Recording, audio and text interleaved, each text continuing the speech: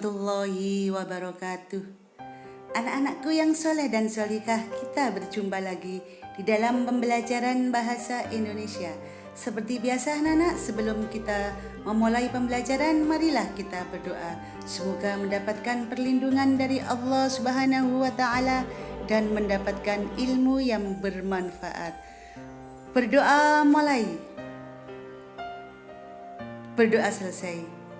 Anak-anakku yang soleh dan solikah, untuk pertemuan kali ini kita masih melanjutkan tentang teks laporan hasil observasi. Yang kita sajikan pada pertemuan kali ini adalah menyajikan atau menyusun teks laporan hasil observasi. Menyajikan atau menyusun teks laporan hasil observasi pelajaran Bahasa Indonesia kelas 7 MTSN 2 Sidoarjo disusun oleh Samratul Hidayah MPD.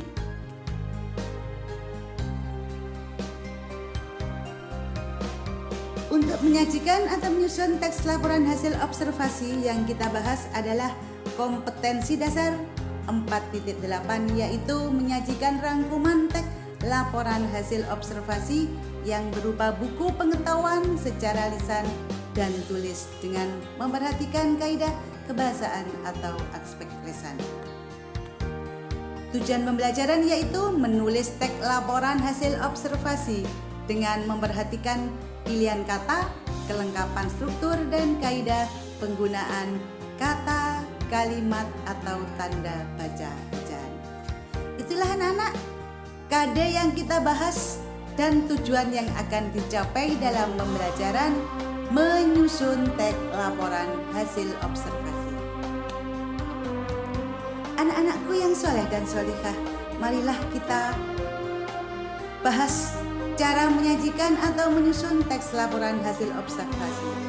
Yang perlu diperhatikan ketika melakukan observasi: 1. Mencatat data yang diperlukan dan menyesuaikan dengan tujuan serta fungsinya.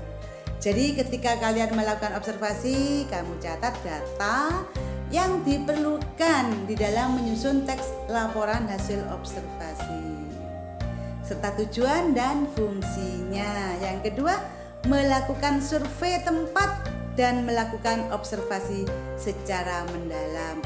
Di sini survei tempat itu perlu.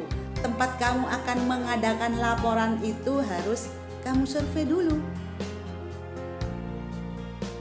dan melakukan observasi pengamatan secara mendalam supaya kalian mudah untuk menyusun teks laporan hasil observasi. Untuk yang ketiga kalinya yaitu menemukan narasumber untuk wawancara sebagai referensi.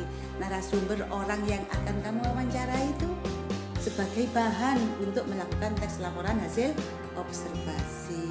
Yang keempat, mencatat hasil observasi secara mendetail. Jadi kalian observasi itu tidak hanya kamu lihat secara dari mata, itu saja secara mendetail.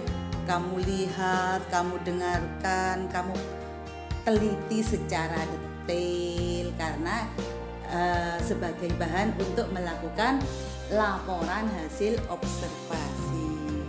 Itulah anak-anak yang perlu diperhatikan dalam ketika kalian menyusun melakukan observasi. Sekarang langkah-langkah menyusun teks laporan hasil observasi. Langkah yang pertama yaitu menentukan topik yang akan dibahas. Topiknya apa yang akan kamu bahas di dalam teks laporan hasil observasi? Kamu tentukan. Contoh misalnya hutan bakau. Nah itu kamu teliti. Itu contoh topik. Yang kedua, mengumpulkan informasi yang berkaitan dengan topik.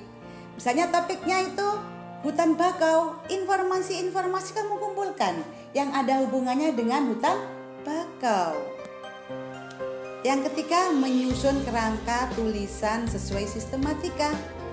Kerangka tulisan itu maksudnya garis besarnya saja. aja. Kamu susun secara sistematik berurutan sesuai dengan struktur teks laporan hasil observasi.